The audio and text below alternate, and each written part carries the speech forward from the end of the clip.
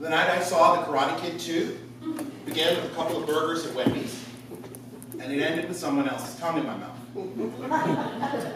Outside the birth canal, this was more intimate than I had ever been with another human being in my entire 13 years and 8 days of existence. She was a dancer, a member of an esteemed local ensemble at 12 years old. I was a jazz man, honking on an asthmatic alto sax in a Parks and Rec youth band with my friend Jordan. Jordan was tall with pale skin and blue eyes from his father's Norwegian ancestry, strong features and full lips that drew on the blackest parts of his mother's Creole provenance. He earnestly asked me to take up an instrument with him when I had no apparent musical skill or interest because, according to his logic, girls like athletes and musicians. The story goes like this. Aaliyah is newly enrolled in a 6th grade class 1 year below me at Catholic school. I understand that she is fly, but my main interest is the fact that we both prefer Purple Rain to Thriller. That fall is a blur of tart late summer plums stolen from a tree on Fillmore Street, walks to the bus stop and rides on the 10 downtown. We recite forbidden Prince lyrics in whispers until we reach the stop where we transfer to different buses. We act like we know what all these illicit, explicit words mean. Her in pleated plaid, me in navy corduroy, little red Corvette, purple banana. Yeah, we had no idea. With the end of Late Summer Plums comes snow and a confession. Aaliyah tells me that last spring she had blossomed in a way that made things difficult for her at public school. Hips, breasts, and thighs on her 5th grade body invited touches, pinches, and bra snaps from boys. Girls who wanted attention from boys saw attention focused on her and focused their attention on fighting that skeezy hoe. She transferred schools to stop having to fight, and it is starting again. Walter, an 8th grader, is starting it decisively when the nuns aren't looking. Aaliyah and I try not to focus on Walter. Instead, we pour our energy into acts for the Christmas talent show. She dances brilliantly in a purple leotard to When Doves Cry. I try to play Silent Night on the sax, but I keep missing the same note over and over, my attention shattered by a brace-faced sneer from Walter in the 3rd row. I get that same glare of shiny silver contempt from him every time Aaliyah and I talk Prince on the front steps before school, every time we eat lunch together, each afternoon as we walk to the bus stop, Wardell, a few feet behind, accidentally giving me flat tires for 3 solid blocks.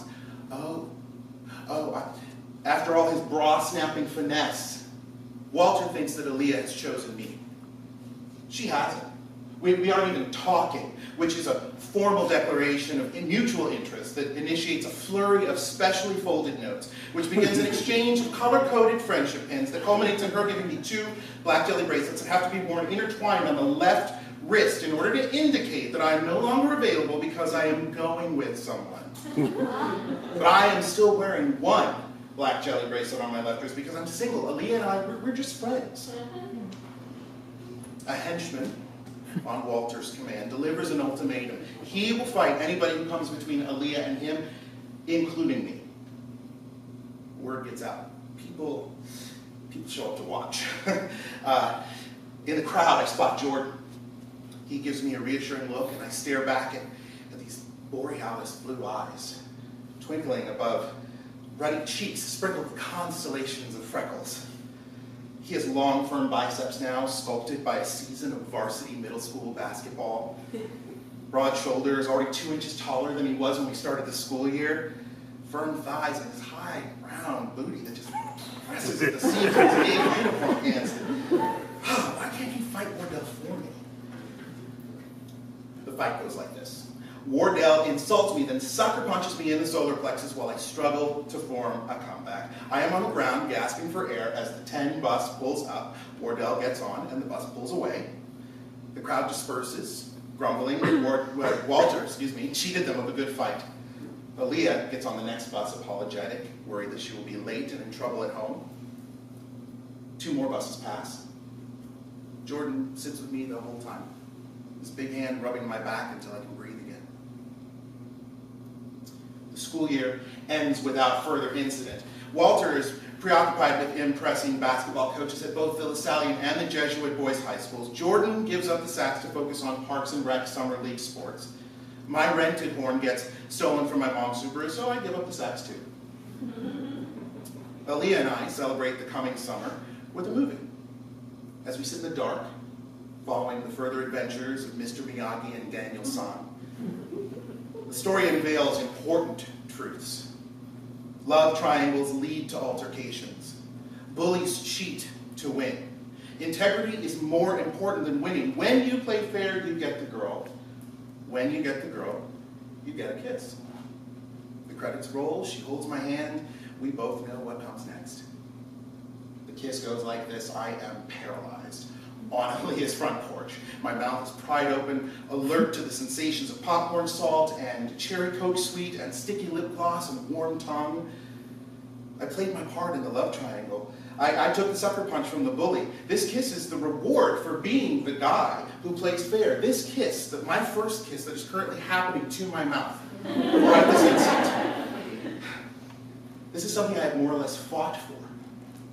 But there's one sensation that I cannot square with all the rest. I don't want this kiss. I close my mouth and leave. Summer passes, my calls to Aaliyah go unreturned. In the fall, the tree on Fillmore Street is bent over with late summer plums, and she has transferred schools again. Jordan and I drift apart. Just as I start digging into Prince's back catalog, Jordan declares that Bobby Brown is better. I struggle to make it through what will become our last sleepover because I can't really sleep anymore. I'm suddenly nervous and overwhelmed by being mere inches from him in the dark. Now that a girl has kissed me, I know that we are vastly different, but I just don't have words for how different I feel. I try to talk to Jordan about it. The most he can offer me is the reassurance that I am probably just a good Catholic boy who feels guilty about kissing girls because that leads to sex stuff, and sex stuff is for people who are married. As I watch him sleep, breathing evenly through softly parted lips, I don't know why, but I have the words from this one Prince song stuck in my head. I get delirious whenever you're near.